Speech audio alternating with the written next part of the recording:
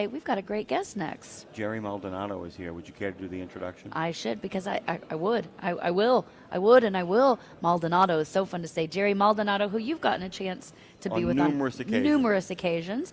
He's the director of Laredo and Mexico Operations over there. In the middle of the action. And literally, especially where we are here at the TXTA conference, over at Warren Transport. He's also chairman of the board for the Laredo Motor Carriers Association. So you're not busy at all, Jerry. Nothing going on, I assume, right? No. I guess I need a couple of things added to my plate. Yes. Well, drop-in radio co-host here. So welcome to the show. Good morning. Thank you for having me. Let's kind of start with Laredo, because, John was here, who's the first guest up, John Esparza, of course, and I just kind of, he had made mention of you. He had made mention of Laredo. It's a nation state. I mean, it is rapidly growing because it is a world that exists on two sides of the border. It is a big town in regards to where stuff goes to the rest of the country. Correct. There's a lot of growth happening over there in cybersecurity. There's a lot of growth happening over there in warehousing. A lot of things are going on, and you're kind of in the middle of it. Can you kind of give us the view from Laredo, from both on the ground with your boots there and up above in the air? Cowboy boots, that is. Yeah. Amen. We're wearing those today again. Yeah, buddy. So, yes, Laredo is, as we know, the number one port in the United States. And I always like to remind people, and we don't have an ocean, just to clear the air. A port authority is a port authority regardless of what body of water or what border it actually happens to. A port without an ocean. Yeah. Them's fighting words an right there. incredibly important thing, as we have so learned. It's all done through trucks and trailers. So yes, we've been averaging over 8,600, 8,700 full truckloads a day. Once you add them all up, divided by 7 over the weeks, we have been growing, significantly over the last 6 years, more than ever. Anywhere between 5 to 7% of freight increase coming in and out of Mexico through Laredo. That's a steady clip. Yes, it has been. Well, we're going to get to one of our talking points. One of our talking points is affects exactly that, addresses that issue. But, more recently, the presidential permits, to do both expansions at the 2 commercial bridges that we have in Laredo, World Trade Bridge. We are going to physically add an additional bridge right next to it that's going to have 10 more lanes. And we are also going to add 2 more lanes to the current structure. So World Trade Bridge is going to go from 8 lanes to 18 lanes. Wow. And Colombia Bridge, of course, has also 8. That's our other commercial bridge. They're adding another 8 lanes. What does this mean? What are we doing? We are finally changing the game, and we are finally trying to get ahead, and be ready for the future. Historically, we've always been reactive to things, right? This is one of those things where we're going to start. Are you telling me that trucking moves at a grinding pace despite the speed at which the men and women deliver stuff? Everything else seems to move at a snail's pace? Sarcasm at its finest around it. But when you say finally changing the game, because you're a young man, not to derail your point, this is within your point. When you say finally changing the game, why, if we've always known what we needed to do, why in your opinion, or did we not know, why in your opinion did it take so long? We as an industry, I guess, for the most part, we got to a problem and then try to fix it. We understand that, after the pandemic and with all the nearshoring stuff that's coming to Mexico and how a lot of things are shifting to Mexico, U.S., and Canada, and when the USMCA coming next year, again for negotiations, there's going to be more freight. There's going to be more product to be moved. There's going to be the supply chain within us, within Mexico, U.S., and Canada is going to continue to grow. And this is the right step forward. We need to be ready for that and not have the problem when it gets here and say, oh, we don't fit. We should have done this 5 years ago, 10 years ago. Port of Baltimore tells that sad story. Port of Savannah tells that sad story, although Brian Kemp in Georgia has made a real effort to kind of get them up to speed. You guys are basically trying to stay, for once, anticipating what is coming next rather than reacting to what is happening right there and then. And I think part of the problem is that we were talking about this with our friends from OIDA, trucking gets squeezed. So you have one party that is very invested in cutting taxes and another party that is very invested in expanding entitlement programs. And in between that are the people who actually run the commerce, who are saying, we would like some new bridges. We would like the bridges we have to actually not collapse, and we would like a couple of new lanes. This actually sounds like, and this is one of those bipartisan things too, this has been building over quite some time. And so what's happening is it's also a signal, and I wanted to ask you about this, because tariffs are the talk of the land. But there is a kind of tip-off here, since it's been given presidential approval, that there's a sense of, we might be able to work things out because we would like this relationship to continue. We'd like to see goods and services moving back and forth across the border, right? Correct. And yes, like you mentioned, tariffs. Tomorrow is Liberation Day number 3. And in all fairness, we support the administration. We understand their logic behind it. But is it hurting the transportation industry? Yes, it is. Negatively, unfortunately. Because the uncertainty is the biggest challenge. That's the thing. I was talking to people on the floor, Lindsay. The biggest complaint you'll have against this administration from its friends is they say, look, whatever you come up with, we're going to be there for you. And we understand negotiations are negotiations. The one thing, and maybe we're getting this now, is that people saying, just tell us where we're going.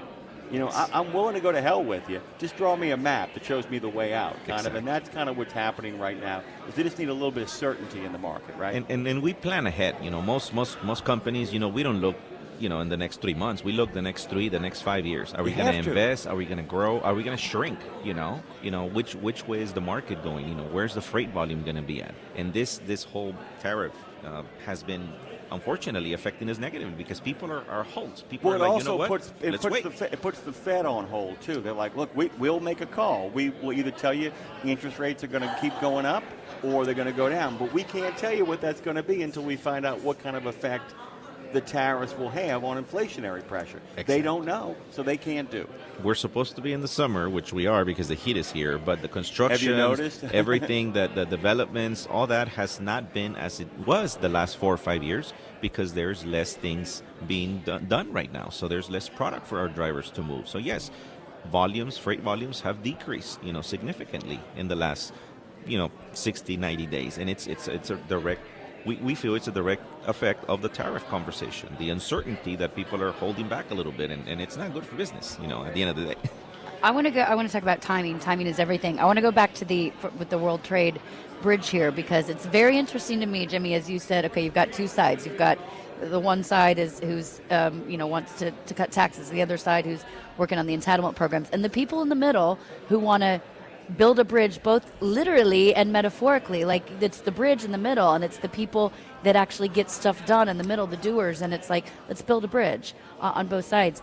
So let's talk about timing. That is something with approval, then we get going, the bridge starts being built. What is the time frame on going from 8 to 18, first of all, lanes? So by 2029, this will, according to the studies that we go once a month, we sit down with the city of Laredo, with management and the firm that is actually doing this whole thing. By 2029, this will be built.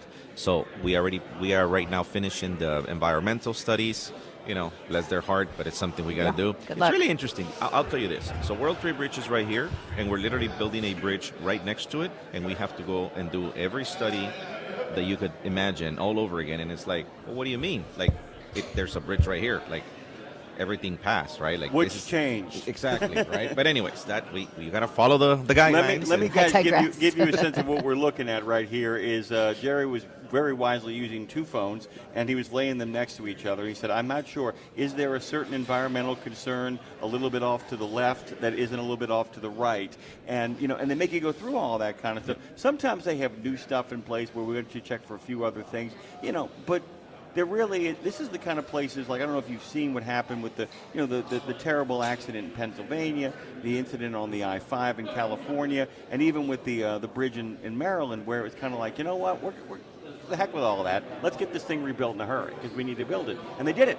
Yep. Boom, they did it. And, and that's the thing, too, is it's kind of like, we got through the pandemic with a whole bunch of exemptions and nobody got killed. And like, well, maybe we should just keep these exemptions in place. And the same thing applies here. Let's get it done. Yep. But that's it. The thing is, too, do you feel like you guys, that Laredo is ready, that you guys are ready to kind of deal with, because there's going to be a slowdown.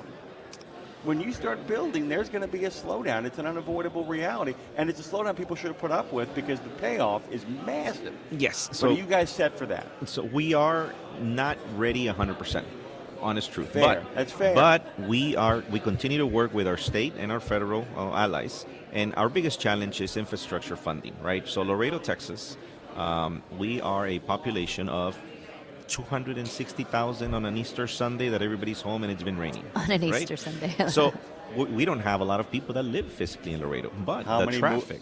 How many moving through? Here it comes. It's millions a year, right? So, on any given week, there's over 60,000 trucks that go in and out. 60,000 trucks in and out of Laredo, right? Every week.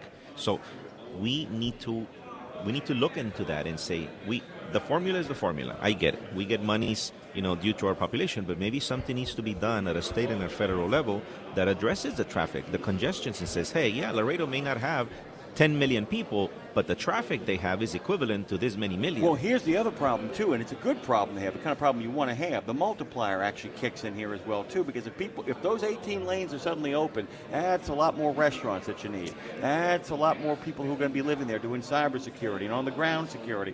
And suddenly you could be looking at a situation where the population actually goes from, 250,000 to 500,000 in the blink of an eye. And by the way, anybody that doesn't believe that, Lindsay, how much space is in between Fort Worth and Dallas these days? It gets closer. It gets closer and closer. Especially as they put stadiums in there that make me want to go the distance between the two. And that's it. I mean, Jerry, this is an ongoing conversation, and I'm kind of wondering, like, we've only got about a minute left here.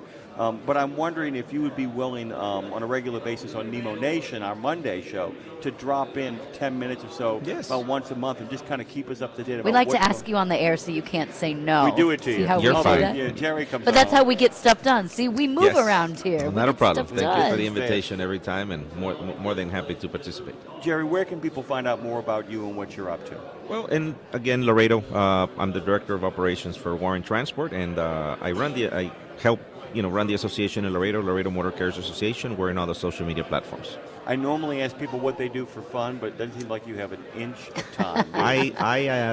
I'm trying to be better at golf. I haven't succeeded yet, but that is the good news. I'm playing on tomorrow. Golf is the long game, both in life and in game, so you're good. As my dad said, though, he never trusted us. The only people who worked for a living who were good at golf that he trusted were salesmen. He said, and they have to fake being bad to make the client convinced they can win. Exactly. My friend, it's great to see you. We got to get to our next guest, but thank you, Jerry. Thank you. Thanks, guys, for having me. Jerry Maldonado keeps the conversation going here on Road Gang Radio.